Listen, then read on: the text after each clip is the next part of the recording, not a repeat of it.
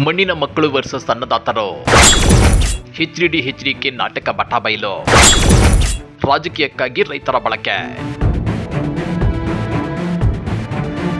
ಯಾರು ಮಣ್ಣಿನ ಮಕ್ಕಳು ದುಬಾರಿ ಕಾರುಗಳಲ್ಲಿ ಓಡಾಡುತ್ತಾ ಎಸಿ ರೂಮ್ಗಳಲ್ಲಿ ಕೂತು ಮೀಟಿಂಗ್ಗಳನ್ನ ಮಾಡುತ್ತಾ ತಮ್ಮ ರಾಜಕೀಯ ಬೇಳೆ ಬೇಯಿಸಿಕೊಳ್ಳಲು ರೈತರ ಕಣ್ಣೀರುರಿಸೋ ನಾಟಕವಾಡುವವರ, ಇಲ್ಲ ಹೊಲದಲ್ಲಿ ಮೈ ಬಗ್ಗಿಸಿ ಕಷ್ಟಪಟ್ಟು ದುಡಿಯುವವರ.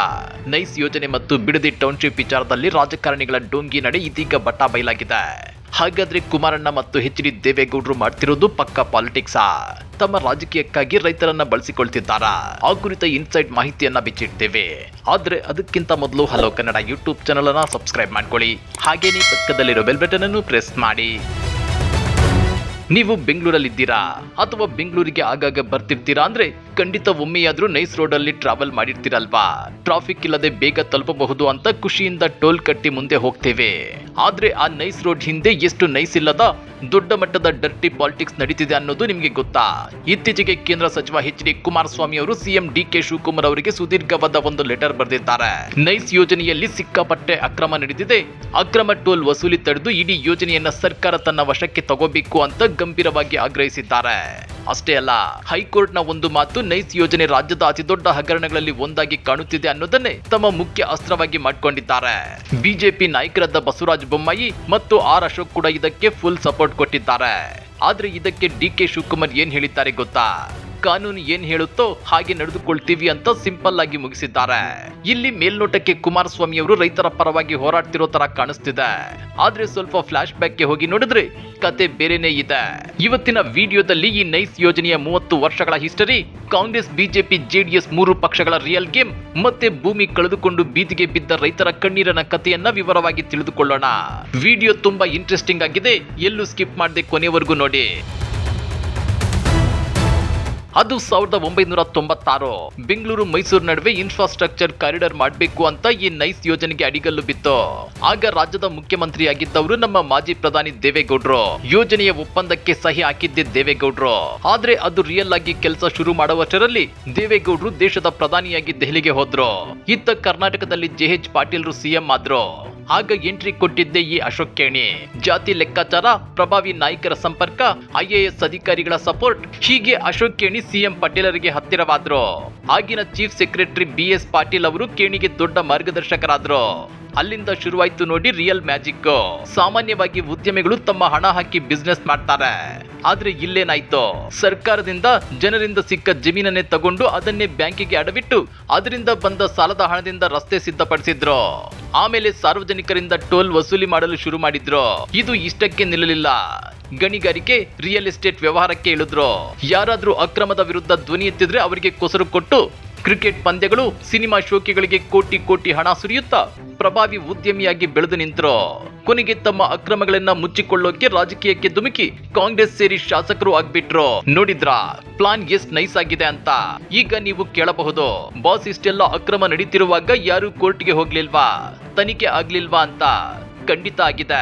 2012ರಲ್ಲಿ ಸಾಮಾಜಿಕ ಕಾರ್ಯಕರ್ತ TJ ಅಬ್ರಹಂ ಅವರು ಹೈಕೋರ್ಟ್ ನಲ್ಲಿ ಬೃಹತ್ ದಾವೆ ಹೂಡಿದ್ರು. ಅವರು ಕೋರ್ಟ್ ಮುಂದೆ ಇಟ್ಟ ದಾಖಲೆಗಳನ್ನ ಕೇಳಿದ್ರೆ ನಿಮಗೂ ಶಾಕ್ ಆಗುತ್ತೆ.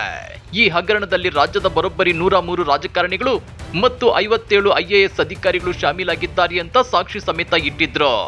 ಇದನ್ನ ನೋಡಿದ ಕೋರ್ಟ್ ಭ್ರಷ್ಟಾಚಾರ ನಿಯಂತ್ರಣ ಕಾಯ್ದೆಯಡಿ ಲೋಕಾಯುಕ್ತ ಪೊಲೀಸರಿಗೆ ಸಮಗ್ರ ತನಿಖೆ ನಡೆಸಲು ಆದೇಶಿಸಿತು.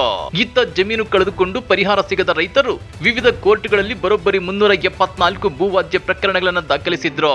ಇದಾದ್ಮೇಲೆ 2016ರಲ್ಲಿ ಅಂದಿನ ಸಿದ್ದರಾಮಯ್ಯನವರ ಕಾಂಗ್ರೆಸ್ ಸರ್ಕಾರ TB ಜಯಚಂದ್ರ ಅವರ ಅಧ್ಯಕ್ಷತೆಯಲ್ಲಿ ಒಂದು ಸದನ ಸಮಿತಿ ರಚನೆ ಮಾಡಿತ್ತು. 2018ರಲ್ಲಿ ಈ ಸದನ ಸಮಿತಿ ನೀಡಿದ ವರದಿಯಲ್ಲಿ ನಿಂತು ಗೊತ್ತಾ? ನೈಸ್ ಸಂಸ್ಥೆ ಅನಧಿಕೃತವಾಗಿ ಸಂಗ್ರಹಿಸಿರುವ 1350 ಕೋಟಿ ರೂಪಾಯಿಗಳನ್ನ ಸರ್ಕಾರ ವಸೂಲಿ ಮಾಡಬೇಕು. 5688 ಎಕರೆಗೆ ಕೊಡಬೇಕಿದ್ದ ನೋಂದಣಿ ಮತ್ತು ಮುದ್ರಾಂಕ ಶುಲ್ಕ ವಿನಾಯಿತಿಯನ್ನ 14337 ಎಕರೆಗೆ ನೀಡಲಾಗಿದೆ. ಅದನ್ನ ಹಿಂಪಡೆಯಬೇಕು.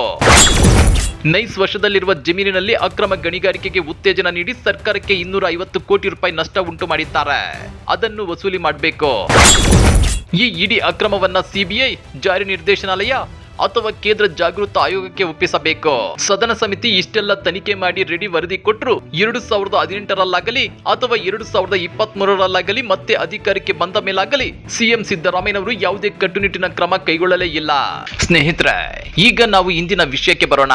ಈಗ ಎಚ್.ಡಿ. ಕುಮಾರಸ್ವಾಮಿ ಅವರು ರೈತರ ಪರವಾಗಿ ಸಿಎಂ ಡಿ.ಕೆ. ಶಿವಕುಮಾರ್ ಅವರಿಗೆ ಸುದೀರ್ಘ ಪತ್ರ ಬರೆದು ನೈಸ್ ವಶಕ್ಕೆ ತೆಗೆದುಕೊಳ್ಳಿ ಅಂತಿದ್ದಾರಲ್ವಾ.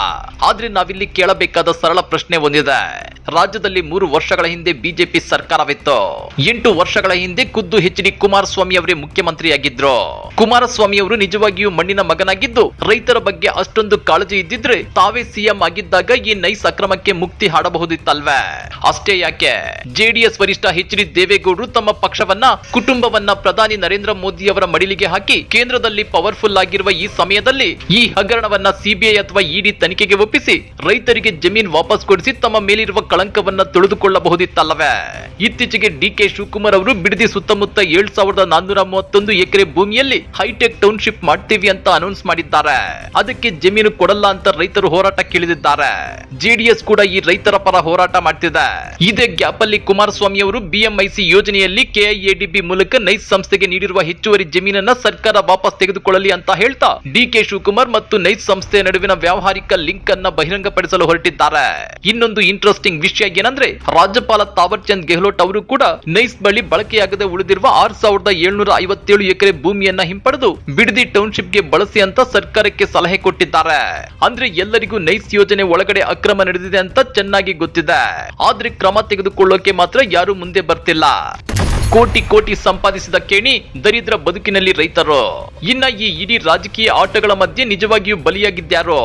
1996ರಿಂದ ಇಲ್ಲಿಯವರೆಗೂ ಬಂದ ಮುಖ್ಯಮಂತ್ರಿಗಳು, ಉನ್ನತಾಧಿಕಾರಿಗಳು, 3 ಪಕ್ಷಗಳ ನಾಯಕರು ಸೇರ್ಕೊಂಡು ರೈತರ 100 ಎಕರೆ ಜಮೀನನ್ನ ಅಶೋಕ್ ಕೇಣಿಗೆ ವಹಿಸಿಕೊಟ್ರು.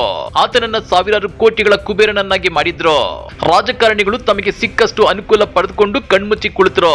ಆದ್ರೆ ಈ ನೈಸ್ ಯೋಜನೆಗಾಗಿ ತಮ್ಮ ಫಲವತ್ತಾದ ಭೂಮಿಯನ್ನ ಬಿಟ್ಟುಕೊಟ್ಟ ಸಾವಿರಾರು ರೈತ ಕುಟುಂಬಗಳ ಇವತ್ತಿನ ಪರಿಸ್ಥಿತಿ ಏನ್ ಗೊತ್ತಾ? ಆ ರೈತರು ಇವತ್ತು ಬೆಂಗಳೂರಿನ ಹೋಟೆಲ್ಗಳಲ್ಲಿ, ಪೆಟ್ರೋಲ್ ಬಂಕ್ಗಳಲ್ಲಿ, ಕ್ಲಬ್ಗಳಲ್ಲಿ, ಡಾಬಾಗಳಲ್ಲಿ, ನರ್ಸರಿಗಳಲ್ಲಿ ದಿನಗೂಲಿ ಕಾರ್ಮಿಕರಾಗಿ ದುಡಿಯುತ್ತಿದ್ದಾರೆ.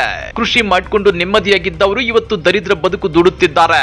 ರಾಜಕಾರಣಿಗಳಿಗೆ ಚುನಾವಣೆ ಬಂದಾಗ ವೋಟ್ ಕೇಳೋಕೆ ಬಡವರು ಬೇಕು, ರೈತರು ಬೇಕು, ಮಹಿಳೆಯರು ಬೇಕು.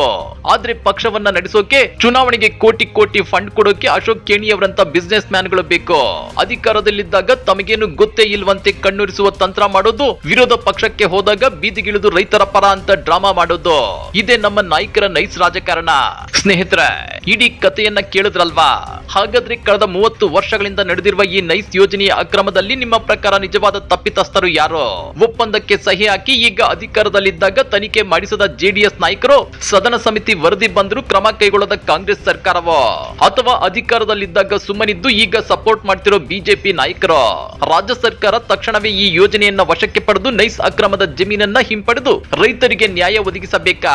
ನಿಮ್ಮ ಅನಿಸಿಕೆ ಏನೇ ಇದ್ರೂ ದಯವಿಟ್ಟು ಕೆಳಗಡೆ ಕಮೆಂಟ್ ಮಾಡಿ ತಿಳಿಸಿ.